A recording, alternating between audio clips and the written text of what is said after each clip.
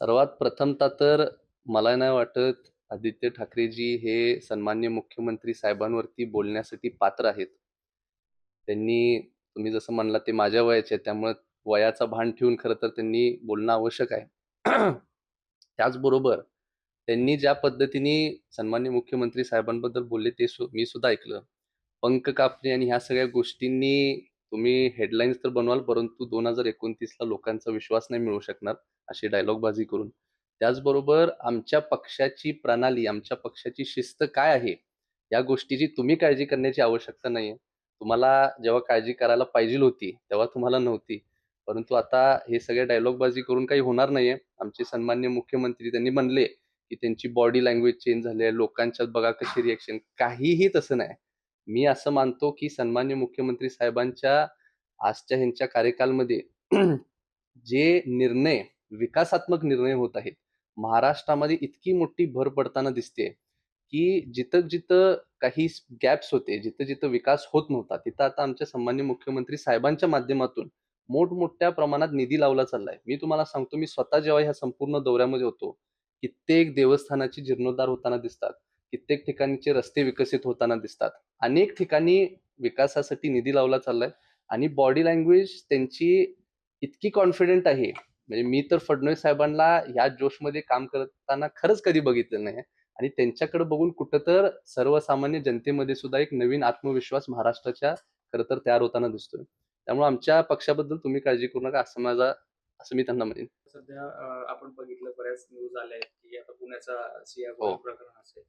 तरुणांना आता तुम्ही काय आव्हान कराल की सध्याची तरुणाई बघा तुम्ही सोशल मीडिया किंवा व्यसनाकडे जास्त वळाली. हो. तरुणांना काय आव्हान कराल विशेष करून? तुम्ही हा प्रश्नच विचारला ह्या बाबतीत सुद्धा मी आनंद आहे. कारण मला इतकं दुःख झालं, मुंबईच्या त्या ट्रेनचा इन्सिडेंट असेल, लोहगड किल्ल्याचा विषय असेल आणि घटना रोज आपल्याला अशा पद्धतीने बघता येतात आणि त्यातलं मला असं वाटतंय, मूळ 2 कारणं आहेत. एक म्हणजे हे अंमली पदार्थांचा वापर आणि दुसरा खरं तर सोशल मीडिया. मी वारंवार माझ्या प्रत्येक भाषणामध्ये हे युवा पिढीपर्यंत संदेश पोहोचवण्याचा प्रयत्न करतोय, की मी स्वतः जरी कंटेंट क्रिएटर असलो, मी कधीही सोशल मीडिया प्रमोट करत नाही. तुम्ही एंटरटेनमेंटसाठी जेव्हा घरी जाल, विश्रांती घेत असाल, तेव्हा सोशल मीडिया बघणं एक वेगळा भाग आहे. परंतु म्हणजे त्याशी अडिक्ट होणं, हे अत्यंत दुर्दैवी आहे. ते व्हायला नको, असं मी तुम्हाला सर्वांना विनंती करणार आहे. सोशल मीडियाचा खूप नकारात्मकपणे आपल्यावरती प्रभाव होतो. कंटेंट क्रिएशन सोपं असल्यामुळं कोणी आता काहीही कंटेंट करून आता टाकतं. म्हणजे मी आता काही शोज बघतोय.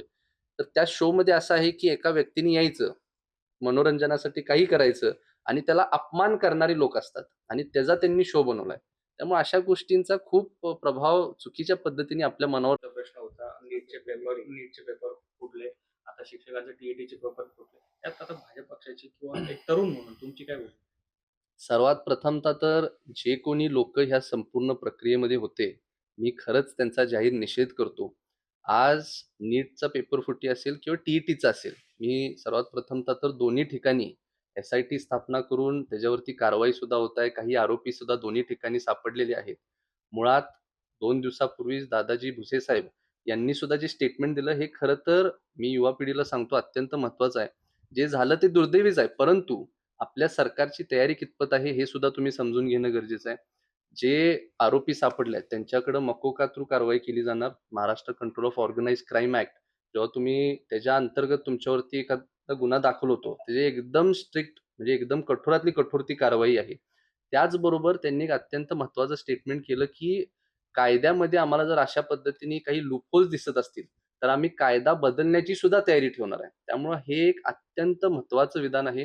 हे महायुतीच्या सरकारचं म्हणजे त्यांनी चूक झाली असेल हे स्वीकारलं सुद्धा आणि त्याच्यावरती आम्ही काय दुरुस्ती करण्याची आमची कितपत तयारी आहे, हे सुद्धा मांडलेलं आहे. त्यामुळं त्या बाबतीत आम्ही वैयक्तिक युवा मोर्चा म्हणून एक महाराष्ट्र शासनाला टी-ई-टीसाठी पण निवेदन दिले आणि नीटसाठी पण केंद्रामध्ये देत आहे.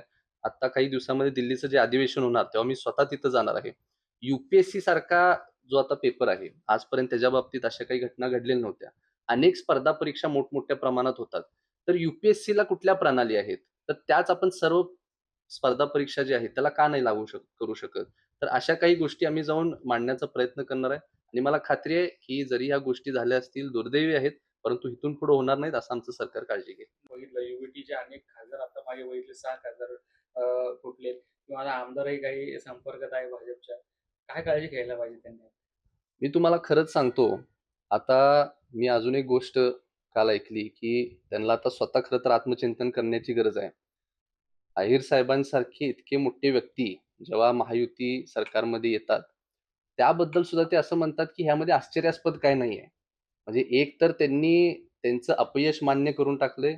त्याचबरोबर इतकी मोठी व्यक्ती जात असताना सुद्धा त्यांना त्या बाबतीत काही काळजी वाटत नाही. मी तुम्हाला एक छोटंसं उदाहरण सांगतो. मला आठवतंय, कोल्हापूरमध्ये सुद्धा अशीच एक गोष्ट झाली होती. एक त्यांच्याच पक्षांतर्गत काही वादावाद झाली होती काही पदाधिकाऱ्यांमध्ये आणि त्यांना ते विचारलं गेलं होतं, की काही लोकं सोडून जाण्याच्या भूमिकेमध्ये दिसतायत. तुमचं काय म्हणणं आहे?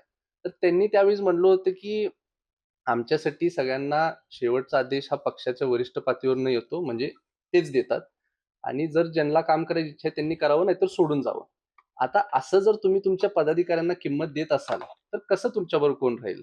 आणि ठीक आहे, मी अजून प्रत्यक्षात ती गोष्ट बघितली नाही, परंतु कित्येक मंत्री महोदयांना आपण म्हणताना बघतोय, की ते वेळ देत नाहीत. आता राजकारणामध्ये वेळ देण्यापेक्षा महत्त्वाची गोष्ट कुठलीच नसू शकते. त्यामुळे अशा काही गोष्टी आहेत. स्वतः त्यांनी त्यांच्या पक्षाबाबतीत विचार करून ते आता कामकाज करावं असं एवढंच मी त्यांना म्हणेन. शरद पवार गटाचे जे आमदार आहेत रोहित पवार, हे अजितदादांच्या निधनानंतर फार ॲक्टिव्ह झालेले दिसतायत. शेतकऱ्यांच्यासाठी कांदा आंदोलन असेल, उपोषण राहणं असेल. काय वाटतं तुम्हाला, खरंच शेतकऱ्यांचा कळवळ आहे की काय पोलिसांची स्टंट? खरं तर सुरुवातीला त्यांनी जेव्हा आंदोलन केलं तेव्हा मी माझी भूमिका स्पष्ट केली होती. सन्माननीय मुख्यमंत्री देवेंद्र फडणवीस साहेबांनी पुण्यश्लोक अहिल्यादेवी होळकर शेतकरी कर्जमाफी हा महाराष्ट्र राज्यामधला एक ऐतिहासिक असा निर्णय खरं तर शेतकऱ्यांच्या हितासाठी ठरलेला आहे. आणि त्यांनी अनेक दिवस ह्या सगळ्या गोष्टी ज्या केल्या, 36,000 कोटी शासनाकडनं त्यांना शेतकऱ्यांच्या हितासाठी मिळत आहे. त्याचबरोबर मला वाटते जवळपास ₹50,000 चा इन्सेंटिव्ह दिला चाललेला आहे. अनेक गोष्टी त्या योजनेच्या माध्यमातून होत आहेत आणि जवळपास 50 लाखहून अधिक शेतकऱ्यांना त्याचा लाभ मिळणार आहे. त्यामुळं ह्या सर्व गोष्टींची खरं तर काही आवश्यकता नव्हती. परंतु काल मी त्यांचं एक स्टेटमेंट वाचलं, की ते आता मुंबईला परत गेलेत आणि सन्माननीय मुख्यमंत्री साहेबांची वेळ मागितली आहे. मला वाटते त्या मीटिंगमधनं जे काय आता पुढं ठरेल त्याच्यावरती मग बोलणं योग्य असेल. तुम्ही असे व्हिडिओज बघत गेला तर आणि त्यामुळं काय झालंय टॉलरन्स लेव्हल खूप कमी झालाय. म्हणजे हे 2 जे इन्सिडेंट झाले, त्यामध्ये म्हणजे टॉलरन्स लेव्हल बघा ना, आमची जनरेशन जी अत्यंत हुशार आहे, परंतु अशा काही गोष्टी आहेत ज्याच्यापासून आपण सतर्क राहणं गरजेचं आहे. अंमली पदार्थांच्या बाबतीत सुद्धा तुम्ही बोललात. मी स्वतः डायरेक्टर जनरल ऑफ पोलिस यांना सन्माननीय महाराष्ट्राचे यांना भेटायला गेलो होतो, या दौरा चालू व्हायच्या आधी. प्रत्येक स्कूल किंवा कॉलेजमध्ये, कॉलेज परिसरावरती जास्त भर देऊन, कारण तिथं अनेक ठेले किंवा अशा पद्धतीने अंमली पदार्थ उपलब्ध असतात. तर त्याच्यावरती आम्हाला तुम्ही एक नोडल ऑफिसर नेमून द्या, ज्याच्या माध्यमातून आम्हाला कुठेही काही संशयास्पद दिसलं, तर तुम्ही कारवाई करण्यामध्ये मदत करा. त्याचबरोबर दुर्गावाहिनी किंवा हे जे पथक असतात, यांच्या माध्यमातून आम्ही कॉलेज लेव्हलला एक अँबॅसेडर तुम्ही युवतीला नेमा. ती तिथं ॲक्टिव्हली काम करेल, युवकांशी, युवतींशी संवाद साधेल. कुणाचे असे काही प्रश्न असतील, तर त्यांच्याशी बोलून आमच्यापर्यंत ते पोहोचवेल. तर अशा काही आम्ही सुझाव त्यांना दिलेले आहेत. मुख्यमंत्री साहेबांनी सुद्धा सांगितलं, की त्यांच्यावरती सुद्धा जर असे कुठले ठेले सापडले, तर त्यांच्यावरती खूप मोठं कारवाई होईल, मकोकातरू होईल. त्याचबरोबर हे जे जाळं ड्रग्सचं तयार करण्यासाठी काही लोक तयार करतात, ते मोडून काढण्यासाठी खरं तर आपल्याला सगळ्यांना एकजुटीने काम करणं गरजेचं आहे आणि मी तेच आव्हान तुमच्या माध्यमातून तरुणांना रामशेजला आम्ही रामशेष. आमचा ट्रेक ऑर्गनाइज केलेला आहे. कारण संपूर्ण उत्तर महाराष्ट्र दौरा आमचा आता मला वाटतं आज माझा 13वा दिवस आहे आणि एक दिवस आम्ही या संपूर्ण दौऱ्यावरती आणि शेवटला मी नाशिकमध्ये ट्रेक मुद्दाम ऑर्गनाइज केलाय कारण नाशिक एक अत्यंत सुंदर शहर आहे. मला स्वतः ट्रेकिंग फार आवडतं आणि मुळात हे करण्याचा हेतू असा आहे, की आमची जी जनरेशन झी आहे, यांच्याशी इंटरॅक्ट करण्यासाठी किंवा कनेक्ट करण्यासाठी थोडंसं वेगळ्या पद्धतीने त्यांना अप्रोच करणं आवश्यक आहे. आज कन्व्हेन्शनल पॉलिटिक्सपासून खरं तर आमचं जनरेशन थोडंसं लांब राहतं. म्हणजे आमच्या इथं कदाचित भविष्य काळामध्ये हे सभा वगैरे मोठ्या प्रमाणात होताना दिसणारच नाही. कारण सोशल मीडियामुळं आमच्या पिढीला सगळ्या गोष्टी ॲक्सेसिबल आहेत. परंतु त्यांच्याबरोबर प्रत्यक्षात जर संवाद साधायचा असेल, तर एखाद्या चांगल्या गोष्टी त्यांच्यासाठी ऑर्गनाइज एडव्हेंचर स्पोर्ट्स, एंटरटेनमेंट हे आमच्या पिढीचे आवडते विषय आहेत. त्यामुळे मी हे एक एडव्हेंचरस ट्रेक असा ऑर्गनाइज केला आहे. त्यामध्ये भरपूर म्हणजे 1000च्या आसपास रजिस्ट्रेशन सुद्धा झालेले आहेत. मोठ्या संख्येने युवक तिथे येतील आणि त्या सगळ्या युवकांशी मी संवाद साधणार आहे. नाशिकबद्दल माहिती घेईन. किंबहुना अनेक जिल्ह्यांमधनं खरं तर मुलांनी रजिस्ट्रेशन केलंय. मला वाटतं एक 12 ते 13 वेगवेगळ्या जिल्ह्यातून मुलं येतायत. त्यामुळे सर्व विषयांमध्ये त्यांच्यावर चर्चा होईल आणि मला अतिशय आनंद आहे. मी उत्साही आहे फार या ट्रेकसाठी. दादा आज जागर संवाद यात्रा आपण महाराष्ट्रभर सुरू केली आहे. आज येवल्यामध्ये यात्रा आहे. काय नेमकी यात्रेचा उद्देश काय? सन्माननीय मुख्यमंत्री देवेंद्रजी फडणवीस साहेब, त्याचबरोबर आमचे प्रदेशाचे अध्यक्ष रवींद्र चव्हाण साहेब यांच्या नेतृत्वामध्ये खरं तर मला आज महाराष्ट्रामध्ये काम करण्याची संधी मिळते आणि मी माझी जबाबदारी स्वीकारल्यापासून संपूर्ण महाराष्ट्र राज्याचा दौरा करायचा आणि त्या दौऱ्याला नाव आम्ही युवा शक्ती जागर यात्रा असं दिलेलं आहे. या दौऱ्याच्या निमित्ताने आम्ही युवा पिढीपर्यंत पोहोचण्याचा प्रयत्न करतोय. आमच्या पक्षाचे जे युवा मोर्चाचे पदाधिकारी आहेत, त्यांच्याशी संवाद होणं, त्यांच्याशी संपर्क होणं, हे मला अत्यंत महत्त्वाचं वाटतंय. जेव्हा आपण त्यांच्याकडे जाऊन त्यांच्या समस्या समजून घेतो, तेव्हा तुम्हाला अतिशय चांगल्या पद्धतीने त्यांच्याशी एक नवीन नातं जोडता येते असं मी म्हणेन. आणि त्याचमुळं आम्ही हे संपूर्ण महाराष्ट्राच्या दौऱ्याचं संकल्पना केली. कोकण पट्टा पश्चिम महाराष्ट्र संपवून आज आम्ही आता उत्तर महाराष्ट्रामध्ये आहे आणि आमचा हा शेवटचा जिल्हा आहे. आम्ही पुणे उत्तर ग्रामीणपासून सुरुवात करून पुण्यश्लोक अहिल्यादेवी होळकर यांच्या अहिल्यानगरपासनं जळगाव, धुळे, काल मालेगावमध्ये होतो आणि आजपासून आमचे पुढचे 3 दिवस हे नाशिकमध्ये असणार आहेत. इथं सुद्धा आमचे संघटनात्मक जे तिन्ही जिल्हे आहेत, ग्रामीणचे भाग असतील किंवा शहरी भाग असेल, इथं अनेक आमच्या संघटनाच्या बैठका होणार आहेत.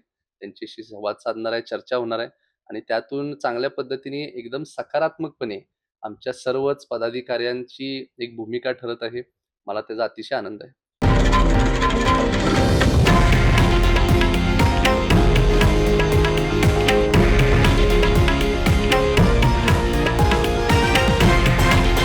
हे आहे देशातील नंबर 1 न्यूज नेटवर्क आणि आपण पाहत आहात TV9 मराठी, एकमेव.